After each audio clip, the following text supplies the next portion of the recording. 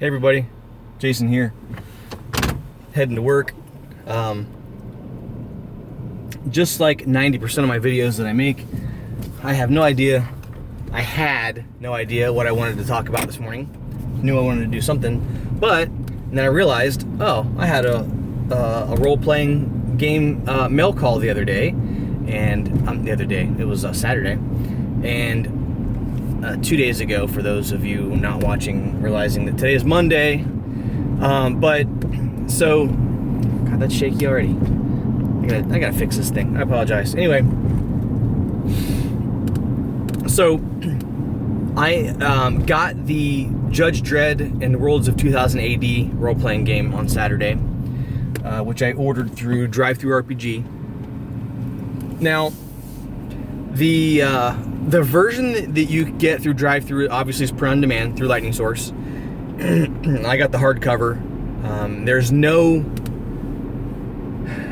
It's just the basic paper. I don't think you can... There currently is no option to do the upgraded paper and all that material thing, which is a shame because I would have gotten that. But the quality is still fantastic. There's no bleed through on the pages. The collars are I don't want to say they're washed out, but they're a little... They're not super vibrant. They don't pop real well. However, it works for what it does. It's a beautiful book. The binding is beautiful. The pages are great. There's no bleed through. The art is fantastic. All the art is licensed art from the 2000 AD comics. And it's a beautiful book. It's 272 pages, I think. This is not going to be a full review of the game because I have not read all of it. I've only read a little bit of it. There is, however, a quick start out on drive-thru-RPG for it. It gives you the basics of the rules, a couple of judges to play as, and a little scenario to run through, which is an interesting little book.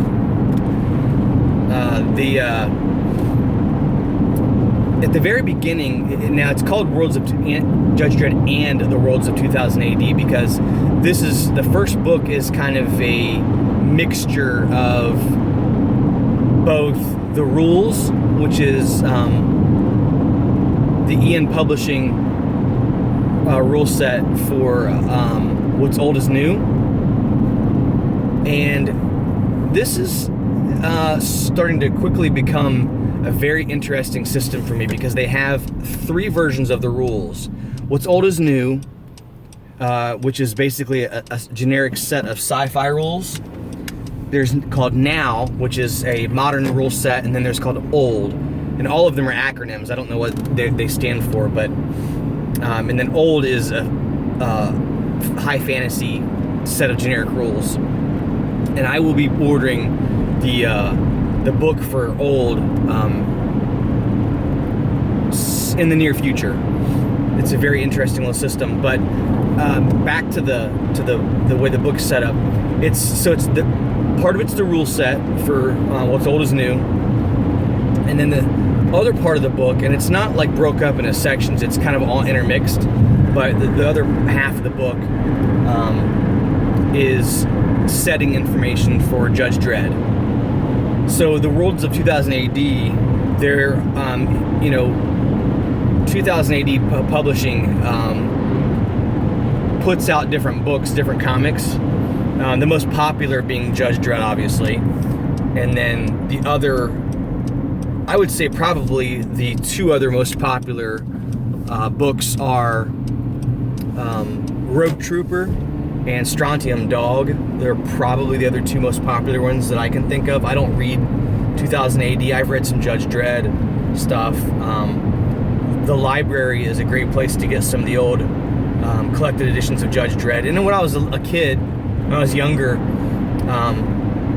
I got introduced to Judge Dredd through Judge Dredd versus Batman, and then on to Judge Dredd versus Predator and Judge Dredd versus Aliens, stuff like that. They're like the crossover events with DC and Dark Horse.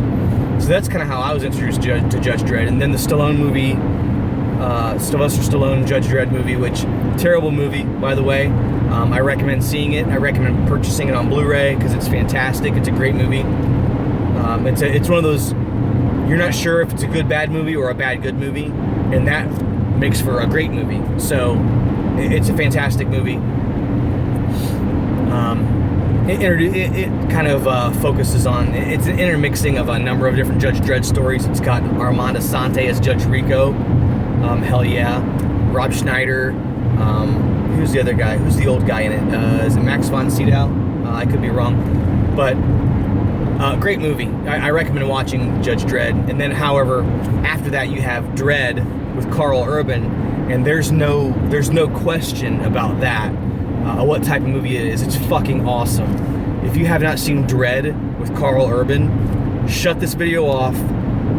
Go buy it. It's like $10 on Blu-ray, $15 in 4K. It is one of the best action movies you will see. It's just fantastic. I don't know how it didn't get a sequel. I saw it in the theater with one of my good friends, Brian. We went and saw it in 3D, and oh my god, the 3D, it was just ridiculous. It's such a good movie. Go watch Dredd. It's amazing. I cannot praise it highly enough. And actually, they did do a sequel of sorts for Dredd with Karl Urban in comic book form. They did a little follow-up story in comic book form that's supposed to be canon, seeing as how it has, the Karl Urban version of Dredd, and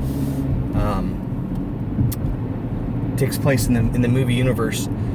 But it looks and feels like Judge Dredd. It's just ridiculous. He doesn't take his helmet off. You never see Karl Urban's face through the whole movie.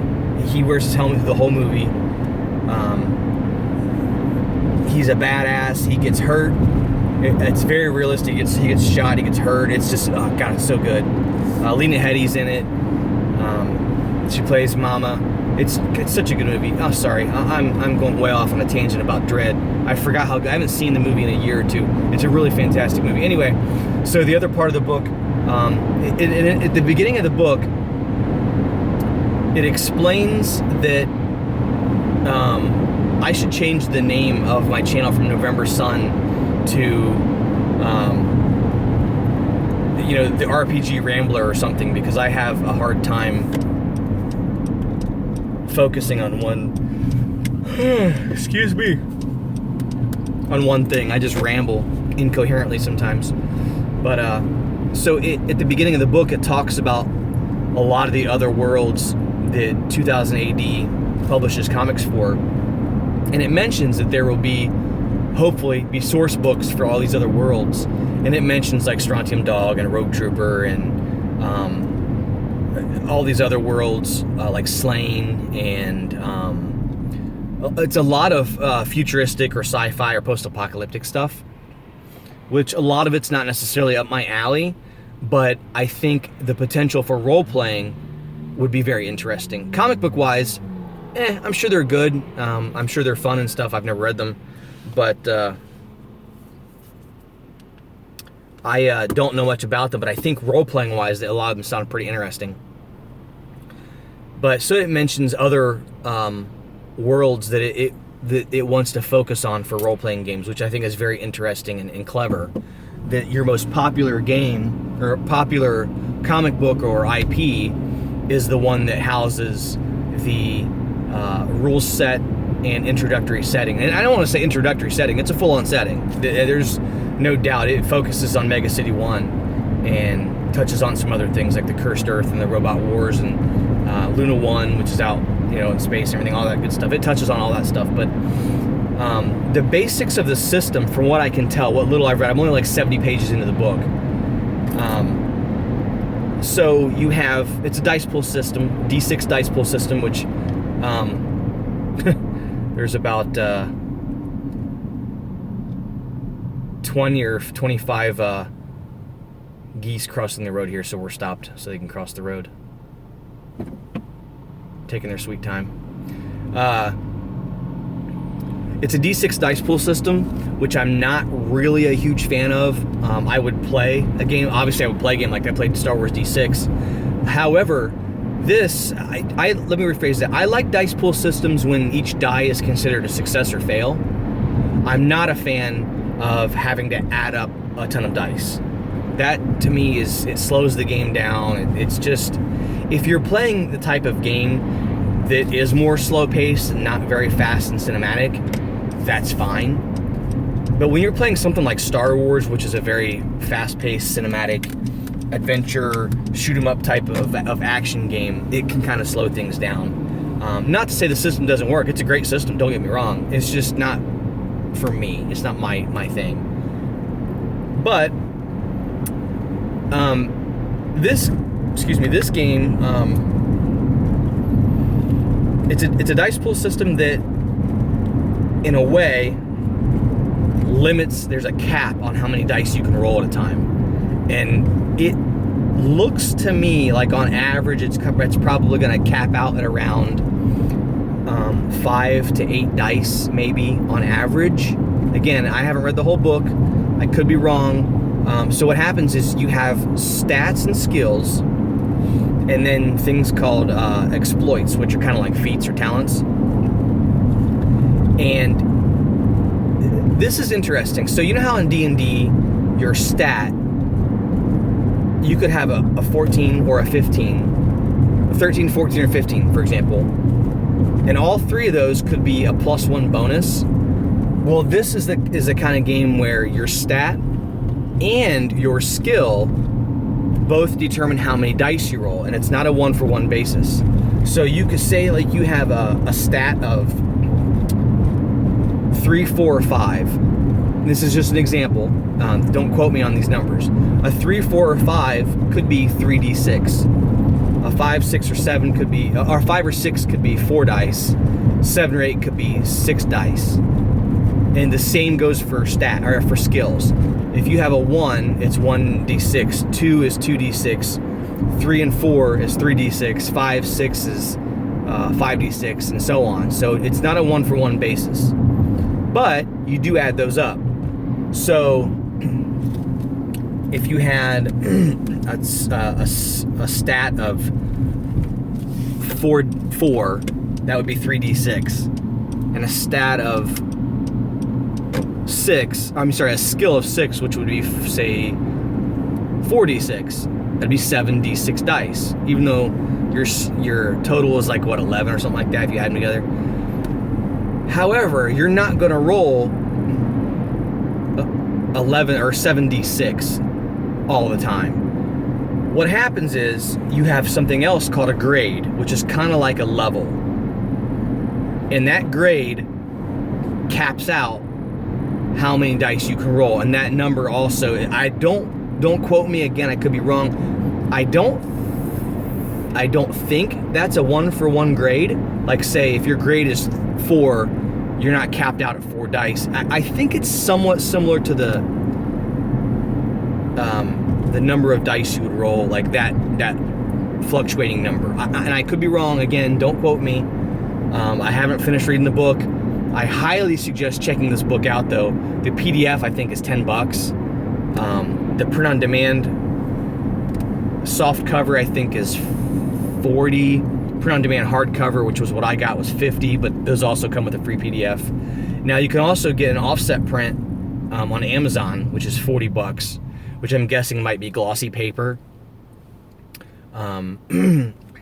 There's a good chance that if I see this in an offset binding somewhere, like at the local game store, and the print quality is any different, there's a good chance I probably will rebuy this book. That's how awesome it is. I'll have a play copy, and I'll have a reference copy, a reference play copy for the table, and then a copy that I'll probably have on my shelf, do all my work out of, things like that. I think this book is so awesome, I would rebuy it. Let's just put it that way. And I've noticed the version I have is version, I think, 1.2 or something like that. And I have noticed a few typos and things like that, but nothing game breaking, nothing I've noticed that would make play impossible.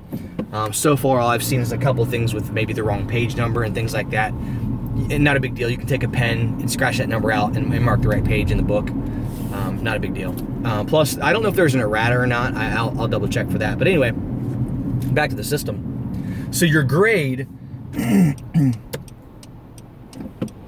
caps out your dice pool, which I think is fantastic, because part of me wants to say, okay, yeah, you have your stat and your skill, and like say you're really strong, or no, not really strong. Let's say that wasn't what I was trying to think of. Let's say you are really smart, and you also are very good at a certain specific skill. Like, I don't know.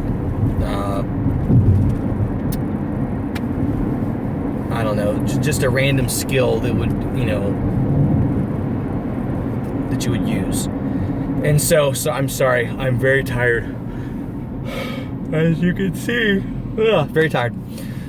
But when you're out and but your grade basically is your training as a career, and just because you're good at something and you have a high intelligence doesn't mean you would always max out both of those things at the same time. So if your grade, your competency as a career is how well you use both of those things put together. Like, yeah, I'm smart and I have this skill, but an overall in my career of how good I have implemented all these things together can help determine how well I use that skill. And I know that might seem kind of weird, and to some people that might sound kind of dumb, like, well, you're competent in this skill at this level, why can't you just fully use it? There's something about this, and I'm having a hard time articulating it. There's something about how well you do at your career, or how far you've advanced in your career, your level or your grade, whatever you want to call it, as to how well you maximize your potential to use your aptitudes and your skills and things like that. There's something about that at the same time is kind of weird, but also interesting and kind of unique, and there's something about it that just rings true in a way. I'm not sure why that is, but there's your grade and career caps your dice pool, and I think that's awesome. It does use hit points, so that's how combat works. There's defense value. It's not like a roll against system, like where I roll and you roll. And each character has a specific defense system, or defense score, like a dodge score or whatever. And then armor gives you a soak value to damage, and then you have hit points. So there's not like D6 Star Wars where there's wound levels. There actually is hit points, which is that's cool because everybody's used to that. But so that's kind of how that works. And the skill system's pretty unique. There's broad categories of, say, like outdoorsmen, combat, vehicles, computers, things like that. Those are not your skills. Those are skill categories, like your broad categories for skills. And you generally will not reference those tags on your character sheet. So under combat, for example, you might have pistols, axes, rifles, whatever. You wouldn't have just melee or ranged weapons. You could if you wanted, but so it's an open skill system. It's an open-ended skill list where you can create skills based on the genre that you play in, the world that you play in, the IP, and things like that. Because some of the genres you play, the IPs that you would play in with the 2000 AD might have different, multiple different genres and settings within the same comic, like dinosaurs, but futuristic and time travel and things like that. So that fits it well. There's a skill list in the game, in the book, so don't be intimidated by a book that just, well, you have to create your own skills, because that sucks, believe me. Cartoon Action Hour is a game where you have to create your own skills, and that can be kind of daunting for someone to create your own skill list. I get that, man. But this is an open-ended skill list. However, there are skills listed in the game. There's a skill list in the game for you. However, you can add more if you want them, or if they fit, or take away things that you feel don't fit. But there is a skill list in the game. So there's a skill list, and it's just a really, really unique little system, and I really cannot wait to dive deeper into the system and see how comes together and meshes with dice pools and dice pool caps and grades and levels, things like that. So very interesting. Like I said, the art is fantastic. I think Brian Bolland does the cover for the book. They use his art for the cover, and it's a pretty iconic Dredd picture. But the art inside the book is from a myriad of different authors. I mean, not authors, artists. So the art is fantastic, man. It's really good. So far, the species or races you can play in the game are human, mutant, robot, ape, which is chimp, gorilla, and orangutan, however you say it, which, man, that got me thinking you could play some Planet of the Apes shit with this, right? Because it's all statted up that well, yeah. Even though there's already basically a Planet of the Apes role-playing game out there, there's a couple of them, which I should do a video on those. I love the original Planet of the Apes movies, the 60s and 70s movies, and the new ones too. That's another video for another time. I should do a video on that. So there's races. There's 2 source books out so far. The Robot Wars campaign, it's an adventure campaign, and which I think also doubles as a robot race species source book. And then Luna 1, which I think focuses on space campaigns. It's an actual source book. I don't think it's an adventure. I think it's a source book, Luna 1. And also it focuses on, like, I want to say maybe some more mutants out there in space, but I don't know.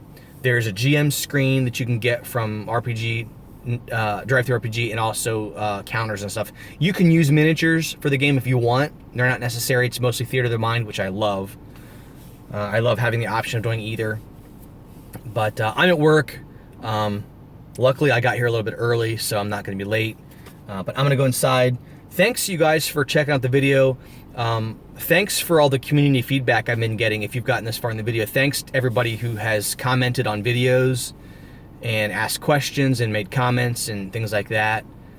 Thanks for all the new subscribers. There's not a ton, but there's a couple. And every time I get a new subscriber, I'm fucking shocked because I don't know who would want to subscribe to this channel. It's kind of me rambling. If you're a subscriber to the channel, thank you very much. Thank you to whoever responds to my videos and puts messages out there. Again, if anybody wants to do a video response to anything, I think that's fantastic. If you do a video response, do me a favor. Just leave a link as a comment down below to your video response, and I will definitely watch it. And keeps the community alive, and I think that's fantastic. So thanks everybody for watching and commenting and being part of the community and contributing. It's awesome, and I love it. This is a big stress reliever for me. Making videos is fun. It's therapeutic. It keeps you meet people that you never thought you'd meet. It's awesome. And anyway, I gotta get into work. So thanks for watching. Go check out Judge Dredd and the Worlds of 2000 AD, or the W.O.I.N publishing game system, old or new or now, and let me know what you think. Again, quick start on Drive-Thru RPG. Go check out the quick start. If you don't want to drop 40 bucks on a book or 10, 20 bucks on a PDF, go check out the quick start and look through it. It's full color, it's full of art, it's got a great little mini adventure in it. It's free. Go check it out. And you guys have a good day and happy gaming. Thanks.